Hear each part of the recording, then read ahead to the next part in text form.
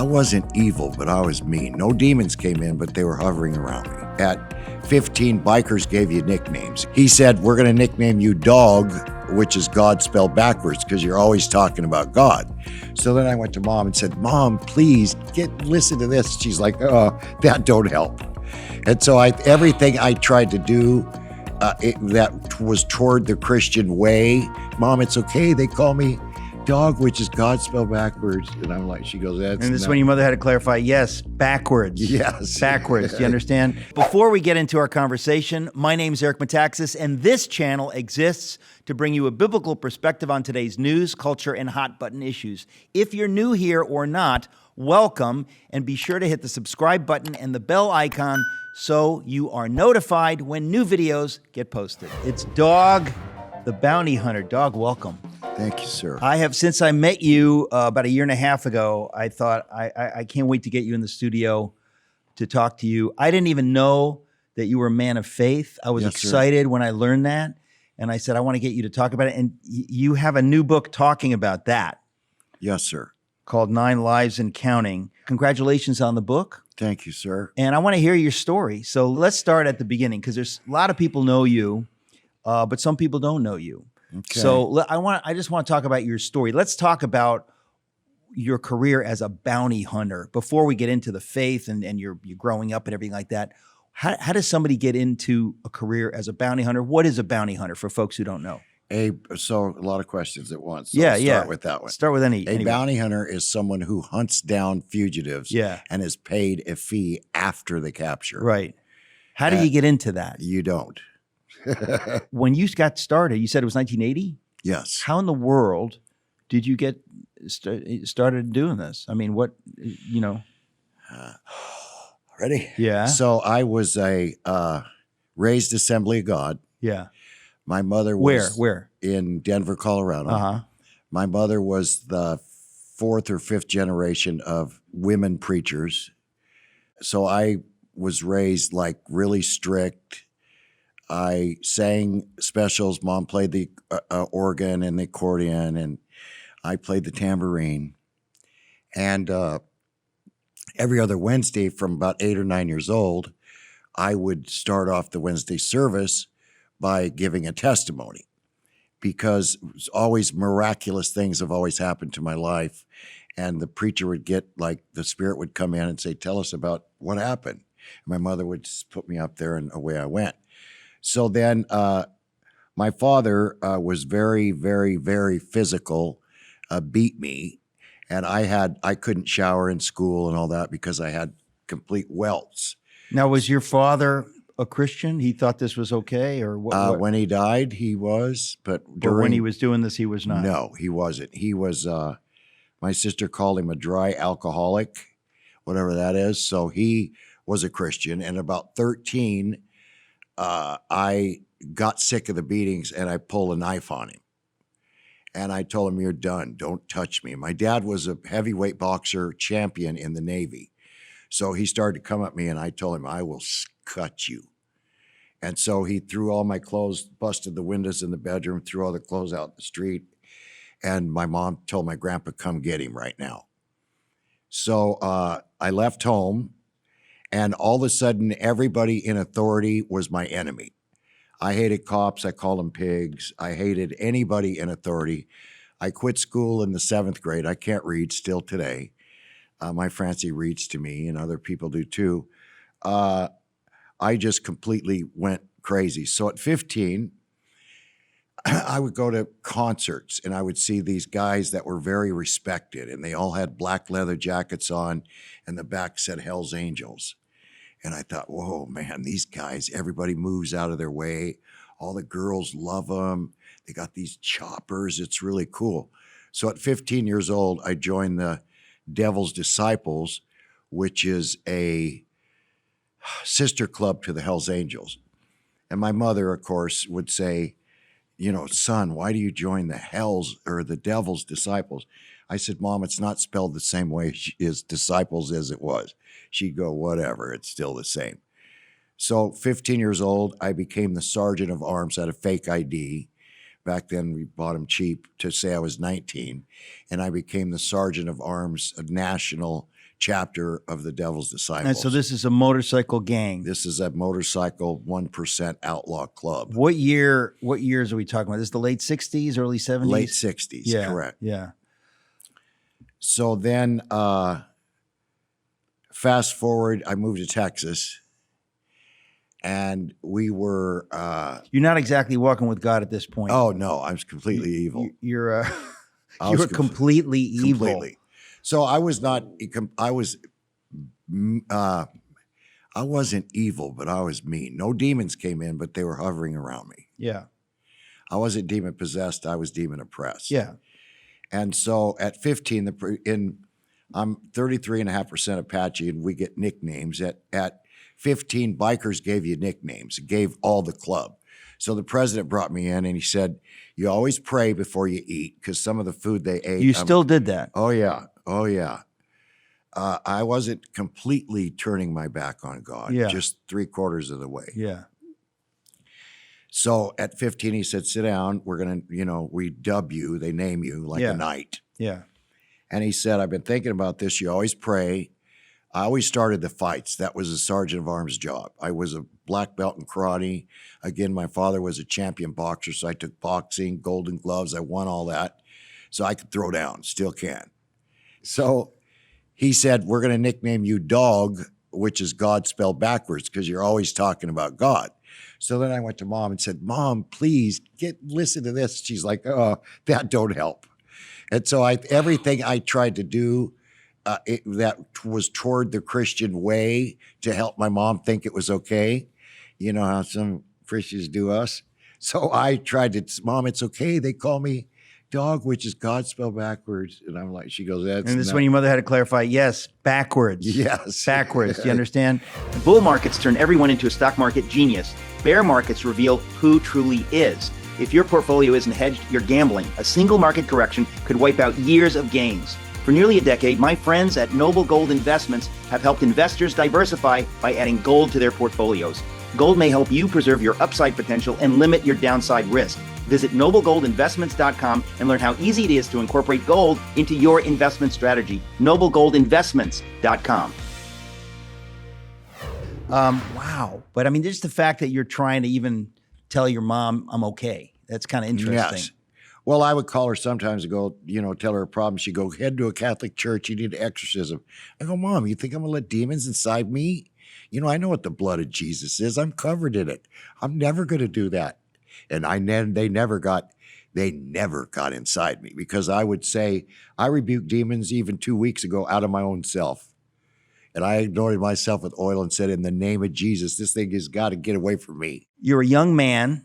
You got in with a very, very, very rough crowd. You're the sergeant at arms for the Devil's Disciples biker gang. Yes, sir. What happens now? Well, the biker gangs, there's a bunch of them, okay? But the 1%ers were the most evil, and they did the killings, robbings. What do you mean the destroying. 1%ers? What's that? It's a 1 and then a percent sign. There's 1% of evil, and we were that. So your gang, the Devil's Disciples, was A 1%er club. now. What do you say? You said we did the killings. Was this organized crime? I mean, what was your MO? What are you doing? Organized crime. Yeah, really. We were as dangerous as the mafia. Yeah. The mafia didn't mess with us. So then I got married at 16, had my first child, and I held Duane Lee in my arms and was like, I took him naked outside like Kuta Kente and held him up to the Lord and said, "I dedicate this baby to you," because I still had God inside me. Life went on. I was still a disciple, but I kind of backed off. So one night we're there, and somebody gets me on the phone. I forget. I think it was Dave O'Shell, a Christian. I have a dream that in my chopper, I hit the back of a car, and what I dream is they're zipping me up in a body bag. And he tells me, "Listen," Rick Ivey and him say, "Listen, you need to change your life right now. God's fixing to get on you." That's what that dream's about. And I'm like, F God, he don't love me. And that was the word. The next day, my brothers come over and they say they're drunk. One of my sisters was with them, all bikers. And they said, let's go coyote hunting. I said, okay, because I love to hunt. So I brought a 30-06, a coyote collar. We got in the car. We drove over. They said, my brothers are so drunk, said we need to buy some marijuana. So we drove over to this guy named Jerry's house. And we pull up in front, and my brother's really drunk, right? He's like, I need to go in there and rob this guy. What we did was rob hippies. So we would set up a drug deal, 2 pounds of pot, 25,000 hits of LSD. And then we'd go, hi, this is Peter, Paul, and this is Mary. Give me your dope, hippie. And they'd be like, here, right? So that's how we pushed dope. We didn't make it, we stole it. So Not that there's anything wrong with that. No. Yeah, okay. So I told Donnie, don't, he's, I'm going to rob this guy. I go, no, you're not. He's my friend. Leave him alone, buy the Buddha, and get outside. So he goes in the house. All of a sudden, we're all in the car. We hear boom. And we all look, and Donnie, disciple, comes running outside with a shotgun in 2 pieces. And his hand is bleeding all over. We got in the car. He's all bloody. I said, get him to the hospital. What happened? On the way to the hospital, he said, he tried to rob me, grabbed the gun. I hit him in the shoulder. So I said, drop me off at the house. They took Donnie to the hospital. I called 911. My first wife said, her name was LaFonda. I called 911 on a Prince's phone. And I said, you need to go to such and such Prairie Drive. And when I hung it up, it didn't hang up. And as I told her what happened, they were recording it on 911. So I drove over there. He's the victim, Jerry's on a stretcher with an oxygen thing on, and they move it. And there's Deputy Love, who became my friend before he died last year. And they said, who was it? And he said, the devil's disciples. And I'm standing right there. And they said, he goes, was it Dog? And he goes, no, it was his brothers. And I'm like, woof, thank God, right? So he was alive. They drove him to Amarillo. And in the morning at 6 o'clock, the alarm went off and said, Dog Chapman is being sought for the shotgun slaying massacre of Jerry Oliver last night in Pampa, Texas. And I was like, oh my God, he died. So went to jail. I was charged with 1st-degree murder, all of us. Okay, but you were innocent of that. Yeah, we didn't know he was going to. None of us knew. He didn't even know. He was going to rob the guy. The guy grabbed the gun. Yeah, so it wasn't nothing. So even it wasn't first-degree murder on your brother's part. Right. So we go to jail. All our bonds, $50,000. And I'm like, there's no way I'm making, and right. I thought, this ain't going to happen. I didn't commit the murder. And there doesn't have to be a snitch because none of us snitched. Donnie goes, I admit it. I did it. And if I'd had an automatic, I'd have got his wife too. And I'm like, ooh, okay. Well, thank you, Donnie. And so the next day, this pastor comes to me named Gerald Middaugh. In the jail. In the jail, the jail preacher. Yeah. And there's this little thing where they feed you and all that, and he opens it up, and I go, hi, and he goes, yeah, I'm so-and-so. I go, I know all about these guys. And I'm Assembly of God. I go, I really know about these guys. And he goes, what's your name? I said, Dog. He goes, is that God spelled backwards? And I'm like, ooh, how did you know that? Of course, I knew about discernment and all that. So I'm like, wow. He said, I'm going to pray that God lowers your bond. And I go ahead, preacher, it ain't going to work. Next day, we go to court. My bond's lowered to $5,000. 10%, $500. My grandpa flew from Colorado, same grandpa that I moved in with, bonded me out right then. So I said, uh-oh. You're 17 years old, and you are now out on bail, first-degree murder, even though you didn't commit first-degree murder, and you're asked to clean this church. Well, the pastor that visited me in jail gave me a job. So I go in the church, and I always sang. And so I'm fit on the tape with singing. I saying, God, I'm so sorry that I did this. Please help me. Please help me. Go to trial in a year, thinking it's okay. I'm going to walk. Again, I didn't dedicate all the way to the Lord. The jury stood up and said, we find all 4 defendants guilty. And I'm like, So a year later, Then I go to trial. you were found. How do they find you guilty when obviously? Because in the state of Texas, and right after the year after that, Yeah. 77, they changed the law. If you were there during a felony and you didn't call the police, you were just as guilty. Remember the old saying? Yeah. If you steal a candy bar and the guy's in the car and you split it with him and share him, Yeah. you're both guilty. Yeah. That's a Texas law. Yeah. So I'm like, no way. That can't happen. So Judge Granger McElhaney sentenced all of us, and he gave the girl probation, another one of my brothers 8 years, gave the trigger man 10, and gave me 5 years and a day. So off I go to the Texas Department of Corrections at 2017. Well, I was actually 18, sorry, back up when it happened. 20-something years old, I go to Texas. And all of a sudden, I'm in the penitentiary for murder. Now, you don't go in there with burglars back then. Where Clyde Barrows stood, I stood in the same field, Bonnie and Clyde.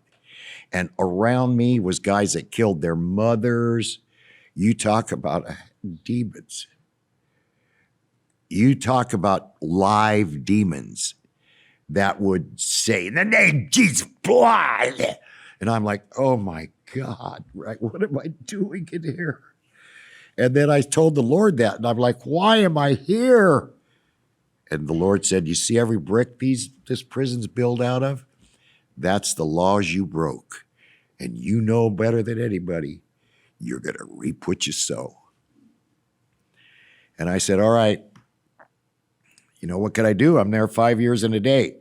Lord, what do you want me to do? So I opened the Bible. In the holding cell, it was a Gideon.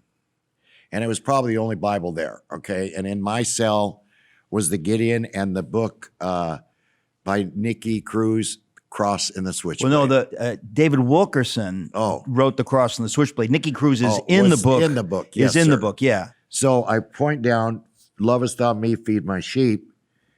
And then as I look out, I'm like, what does that mean? And I look out and there's everybody, 80% from the Black Tribe guys there. And he goes, we're being led like a bunch of sheep, little Davy tells me. And I go, it's not called sheep, Rod, it's called cattle. And I realized, oh my God. Now in Texas back then, you don't say Jesus, because they'd kill you. Once you hit the penitentiary, no more Jesus, huh? Really? It's like mentioning Jesus in hell. It's that evil. Done. It's that evil. You don't mention Jesus in hell, I bet you.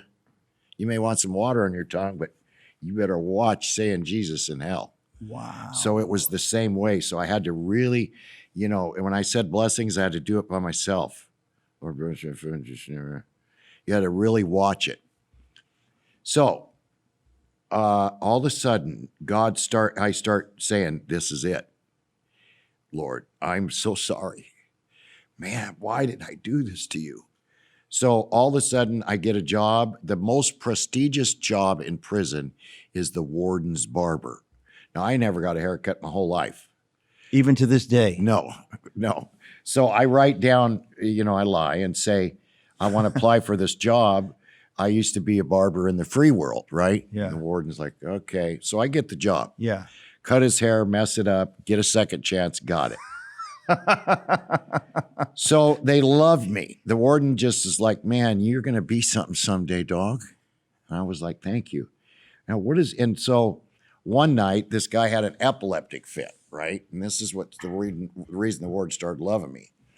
And so I was raised, you know, now it's different. There's some demonic and some your mind. Of course. Yeah. And this guy started on the ground, right? And one of the guys got a big toilet brush, was this big, and they were going to kill him. He was coming out, you stick it down their throat so they don't get the tongue.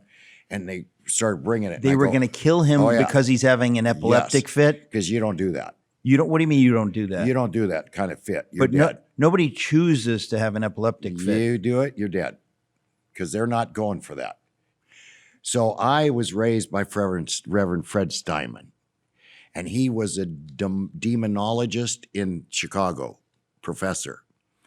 And I'm telling you, man, so I knew what to do. So I was like, okay, here we go. So I run up there and say, in the name of Jesus Christ of Nazareth, I cast you out, you son of a... Wait a minute. You this guy's having an epileptic fit, and you believe that this is a demonic manifestation. Yes. So you go up there to cast the demon out so that they don't murder him. Yes.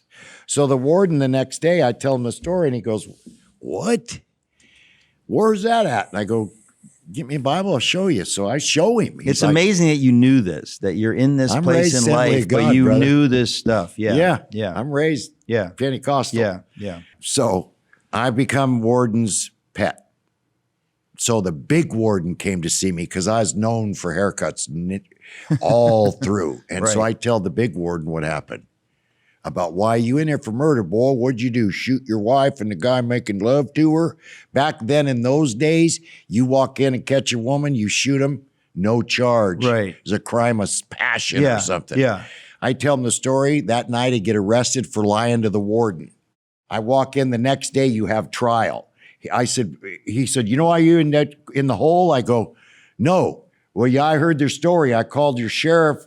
You know, I knew his daddy. His daddy was known as the one-armed sheriff. And then he had a baby named Aroof who had 2 arms. I called him. He told me the same story you did, son." And I told him, "Why is he in the penitentiary?" Aroof said, "Well, the Army won't take him. They said they'll take women and children before they take him, his record. And I'm going to tell you something, Warden, that man's going to be something someday." And he goes, "Dog Chapman, I agree. And I promise you, son," he said, "your birthday's Groundhog's Day, as you call it. But this year, 1979, February the 6th, you're the hell out of here, boy. Now you go be something. Do you hear me?" Part 1.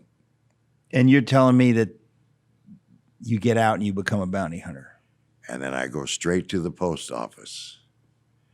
And I start looking at the top 10. And I look at them. I go in to order a badge. Well, who put that idea in your head? God. Seriously. God. You get out of prison. Right. And I had And a life. you got yes. a plan, and your plan is, I'm going to be a bounty hunter. Yes. Bounty hunters. I watched The Lone Ranger, Steve McQueen, Wanted, Dead or Alive. They were all guys that had a past. Right. And became lawman, but at the bottom totem pole. So you need a past, check. You Right. got a past, and you have a desire to be on the right side of the law. I'll stop right here. We'll do part 2. So I go in, make all these copies of the top 10. I go into a police supply store to get my badge, and I act like an undercover cop, right? And I'm like, "Hi." They're like, "Hi, your name?" I said, "Detective Chapman." "Hi." I said, "I lost my badge. Here's a book. You want to order one?" I go, "Yeah." So I go, "I'd like that one right there." I picked the Texas Star. And he said, "What's your badge number?" "Detective?" And I was like, "Ooh, can't say your social security number." So guess what I said? 271097. It was my prison number. It's still on my badge today. And all the numbers, I had no idea. It's exactly right. 271097, 6 numbers. And then I wore it as a literal badge of honor. I carry that thing just like I do my. I'm sorry we're out of time. I can't believe this, but we're ending on a high note. Show and tell. Look at this.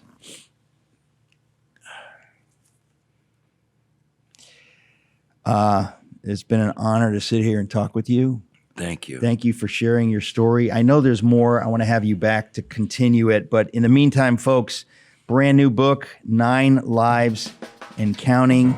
Dog, God bless you, my friend. Thank you. God bless you, brother. Thank you I love you. Thank you, Love sir. you back. Aloha.